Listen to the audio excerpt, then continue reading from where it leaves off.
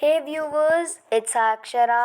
आज हम लोग स्टार्ट कर रहे हैं part number 4 of chapter number 4 metals and non metals.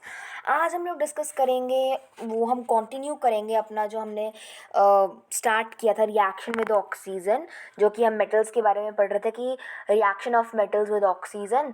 तो हमने कुछ एग्जांपल्स देखे थे कि कैसे रिएक्ट करती है, और जो आप जैसे कॉपर के साथ अगर रिएक्ट करती है तो कैसी कोटिंग फॉर्म होती है, अगर सिल्वर के साथ रिएक्ट करती है तो कैसी कोटिंग होती है, अगर आयरन के साथ रिएक्ट करती है तो कैसी कोटिंग होती है। ठीक है, हमने कुछ ऐसा ऐसा देखा था। तो आज हम लोग स्टार्ट कर रहे हैं रस्टिंग टॉपिक से। सबसे पहले रस्ट मैं आपको ऑलरेडी समझा चुकी हूँ कि रस्ट क्या होता है। रस्ट को हम हिंदी में कहते हैं जंग। ठीक है, रस्ट करोजन ऑफ आयरन का ही एग्जाम्पल है। पीछे हमने यहाँ पे पढ़ा था ना, देखो, in presence of moist air iron metal is slowly oxidise to produce rust, यानी कि आयरन ऑक्साइड। और उसी को जो हम रस्ट के थ्रू जो प्रोसेस होती है उसको हम करोजन बोलते हैं। यानी जब रस्ट फॉर्म हो रहा होता है किसी आयरन के ऊपर तो उसी प्रोसेस को हम क्या बोलते हैं, करोजन बोलते हैं। अब ये एक ऐसी प्रोसेस होती है ना जिसमें मतलब जो आयरन होता है, मैंने आपको पिछले वीडियो में एक एक्टिविटी भी दी थी करने को। आई होप कि आप लोगों ने की होगी, एंड अगर की होगी तो आप सभी को ऑलरेडी पता होगा, ठीक है, कि क्या होता है। अगर हम आयरन को देखो, यहाँ पे पिक्चर भी दी हुई है रस्टेड आयरन नेल्स की। देखो इस तरह से reddish, you can say reddish brown और ऑरेंज से एक लेयर आ जाती है आयरन के ऊपर। देखो यहाँ पे लिखा हुआ है रस्टेड आयरन नेल्स। ठीक है, ये जंग लगी हुई कीले हम जिनको बोलते हैं वो हैं ये। अब ऑब्वियसली जो आयरन होता है वो रिएक्ट करता है किसके साथ, ऑक्सीजन के साथ, नमी के साथ, और तभी तो ये रेडिश ब्राउन लेयर फॉर्म होती है। अगर आपने पिछली वीडियो देखी होगी तो आपको अभी रस्टिंग कुछ भी नहीं लग रहा होगा, एकदम क्लियर है ये टॉपिक, राइट। तो जो रेडिश ब्राउन कोटिंग होती है उसी को हम रस्ट बोलते हैं। जंग वो पूरा आयरन खा जाती है, और जब रस्ट फॉर्म होती है तो वो क्या करती है, धीरे धीरे जो आपका आयरन होता है यानी सरफेस होता है उसको खाना स्टार्ट कर देती है। और रस्ट का फॉर्मूला भी बताया था मैंने आपको कि बहुत बहुत बहुत इंपॉर्टेंट है, यहाँ पे भी आपको मार्क करना है। ये क्या फॉर्मूला होता है, Fe2O3 एक Fe2O3 XnH2O। ठीक है, रस्ट जो है वो डिस्ट्रॉय करता है किसको, मटेरियल्स को, जो कि किसके बने होते हैं, आयरन के। ठीक है, स्पेशली जो रस्ट होता है यानी जो जंग लगती है वो आयरन केस में लगती है। अच्छा, आप लोगों के घर पे कहाँ पे जंग है, आप लोग मेरे को कमेंट सेक्शन में बताओगे कि जंग ऑब्वियसली सभी के घर में कहीं ना कहीं लगी ही होगी, कहीं ना कहीं होती ही है। भले वो किसी वाटर पाइप में हो या कहीं और हो, जैसे दरवाजे दरवाजे भी होते हैं लोहे के, या कहीं और हो, लेकिन रस्ट कहीं ना कहीं, या फिर कोई आयरन नेल पड़ी हो उसमें लग जाएगी। और भी बहुत सारे एग्जाम्पल हैं। आप लोग मुझे कमेंट्स में बताओगे कि आपके घर में रस्ट किधर है। ठीक है, देन आप फिर उससे समझ जाओगे कि हाँ रस्ट क्यों लगी वहाँ पे। आपने आपने देखा अच्छा इसमें रस्ट लगी है, फिर आपको उसके पीछे रीज़न ढूंढना है कि क्यों लगी है, ये ऐसी कौन सी जगह में रखी गई थी कि हाँ इससे इसको रस्ट लगी। ठीक है, आपने मुझे बताना है फिर। अब जब रस्ट फॉर्म होती है ना, वो पूरा मटेरियल जितना भी आपका सरफेस होता है, पूरा जो आपका लोहा होता है उसको पूरा खराब कर देती है। और सिर्फ वो ऐसे ही नहीं, मशीनरीज में लग सकती है, बिल्डिंग स्ट्रक्चर्स में, हाउस होल्ड आइटम्स में, मैंने आपको बताया कहीं ना कहीं घर में होगी, ढूंढनी और मेरे को बताना है। और इसलिए ज़रूरी होता है कि इससे आप दूर जाओ, वरना ये बहुत ज़्यादा नुकसान कर देती है, पूरे लोहे खा जाती है ये।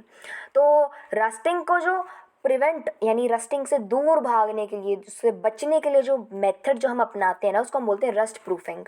जो भी हम मेथड्स को यूज़ करते हैं जंग लगने से बचने के लिए, उन मेथड्स को हम बोलते हैं रस्ट प्रूफिंग मेथड्स।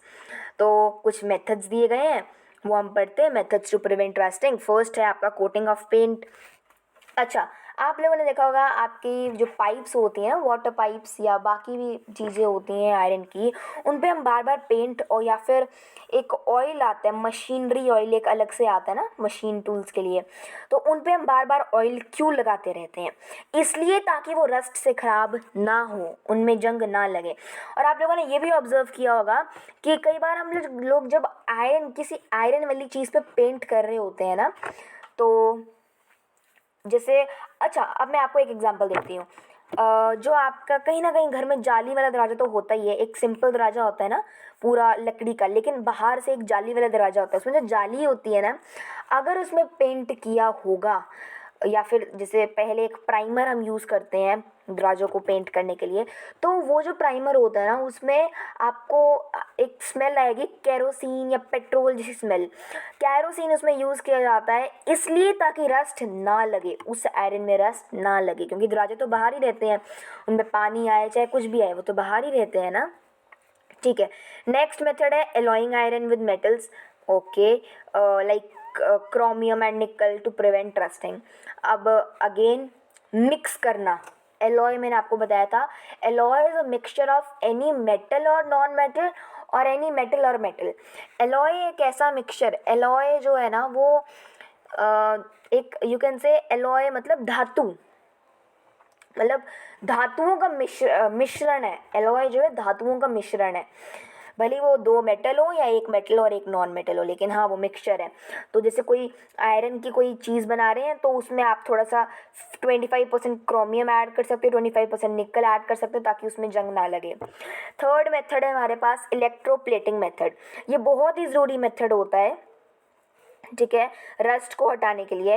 इस मेथड पे एक मेटेलिक लेयर, इसे हम पेंट करते हैं उसी तरह से पेंट कर करके एक मेटल की लेयर जो है आयरन की सरफेस पे लगा दी जाती है, जो कि बहुत ही अच्छी होती है रस्टिंग से दूर भागने के लिए। और इसमें इलेक्ट्रिक करंट होता है। सो फॉर इंस्टेंस जो टिन होता है ना वो इलेक्ट्रोप्लेटेड होता है, यानी वो जो इलेक्ट्रोप्लेटिंग होती है उसमें टिन का यूज़ होता है जो कि आयरन के अंदर बाहर यूज़ की जाती है।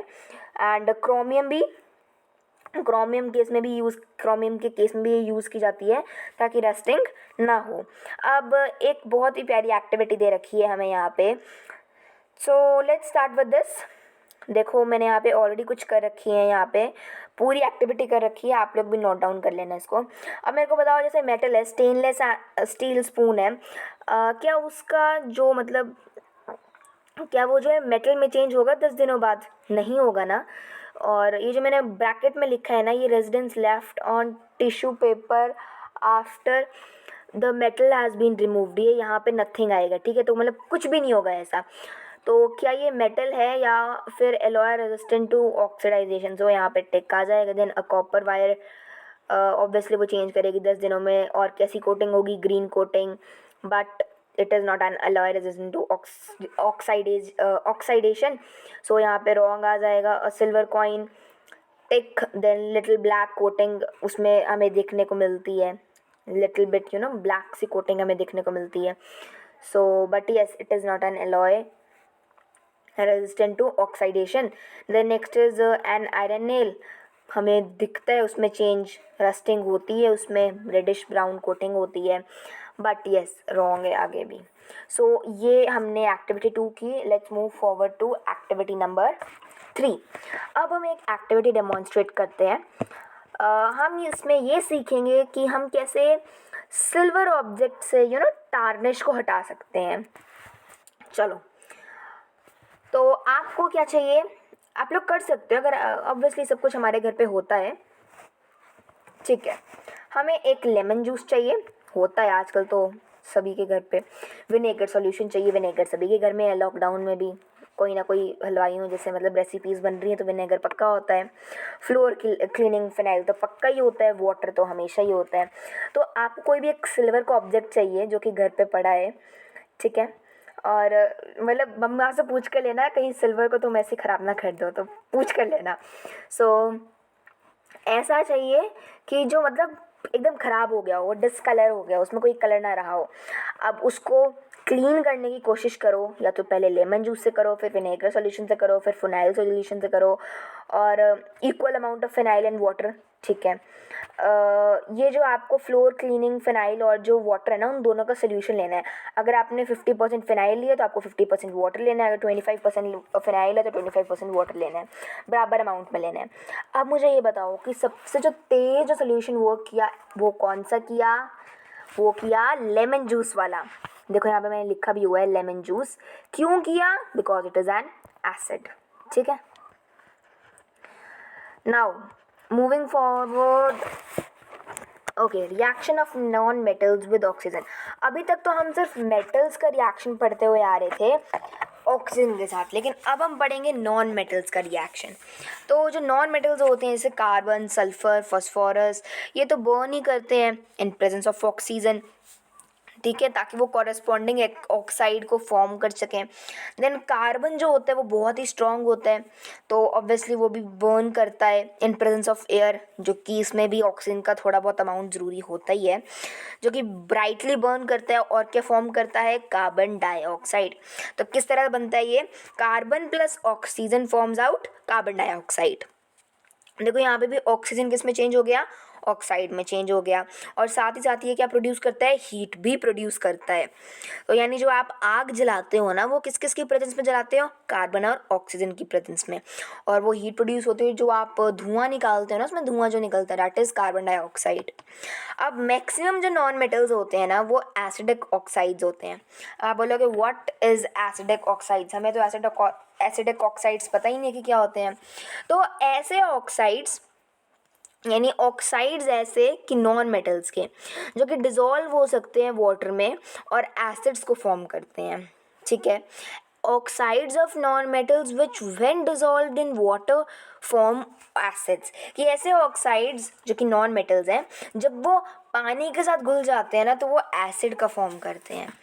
तो जब सल्फ़र बर्न करता है हवा में, तो वो एक ब्लू फ्लेम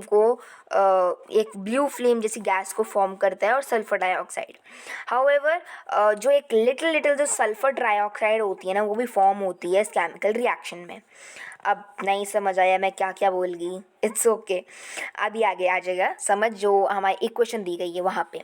अब देखो, अगर मैं बात करती हूँ सल्फ़र की, अब कुछ भी जलाते हो आप, कुछ भी जलाते हो, उसमें ऑक्सीजन ज़रूरी होती ही होती है, क्योंकि आग तभी लगती है, आग तभी पकड़ती है किसी भी सब्सटेंस को जब ऑक्सीजन होती है। तो ऑक्सीजन बहुत ज़रूरी होती है किसी भी आग लगने के लिए, ठीक है। तो सल्फ़र प्लस ऑक्सीजन, और हीट तो प्रोड्यूस होगी ही जब हम कुछ जलाएंगे, तो क्या बन जाएगा वो, सल्फ़र डाइऑक्साइड। ऑक्सीजन किस में चेंज होगी, डाइऑक्साइड में, तो सल्फ़र रहा तो सल्फ़र डाइऑक्साइड। लेकिन अगर सल्फ़र डाइऑक्साइड को अगर मैं दोबारा वाटर में मतलब वाटर के साथ रिएक्ट करवा दूँ ना, तो सल्फ़रस एसिड बन जाएगा।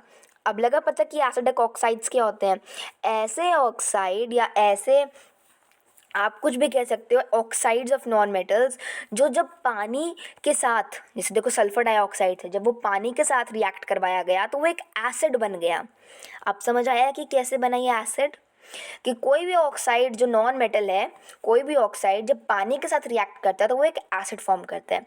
अब जब आप इसको ट्राई करोगे ना, सल्फरस एसिड को, जब आप उसको ब्लू लिटमस पेपर को डालोगे तो वो रेड आ जाएगा, और ये किसका इंडिकेशन होता है, ये इंडिकेट करता है कि वो चीज़ जो है एक एसिड है। अब रिएक्शन विद वाटर को हम लोग नेक्स्ट पार्ट में देखेंगे। So that's all for today, thank you and have a nice day, goodbye everyone.